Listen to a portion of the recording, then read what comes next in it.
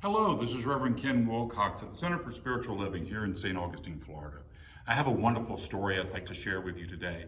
It's about a 22-year-old young man. His name is Jackie Worthy. He grew up in a rural area and he wanted to go and live in a big city. He's now living in a large area and he works on a garbage truck. But you know what? He has such an attitude and such a beautiful smile that everybody on his route loves him. And he's just known as a really wonderful person. He has a girlfriend and he was taking her out for a night out on the town. They had gone to a bar. When they were leaving the bar, 3 men accosted them. They were harassing his girlfriend. So naturally, he stepped in between them and his girlfriend. And one of the men punched him in the face and broke out all his front teeth. He said when he recovered and he saw his face in the mirror, he said he made a decision for himself. He said he decided he could either not smile or he could go ahead and smile even with all his teeth gone. And he said he wasn't going to hold back. He was still going to have as beautiful a smile as he ever did.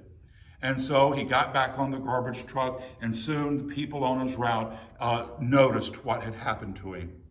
They set up a GoFundMe page, and soon they raised the $10,000 that was needed to get the dental work done.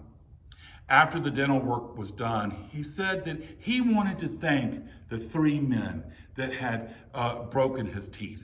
He said because they showed him how one mean act had generated 100 acts of love and kindness and compassion.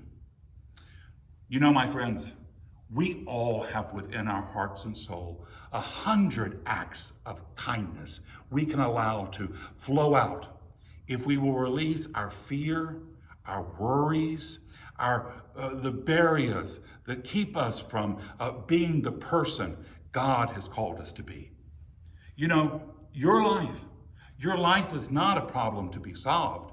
It's a miracle unfolding. Your job is to go be that miracle God has called you to be. Until we see each other again, this is Reverend Ken. Many blessings.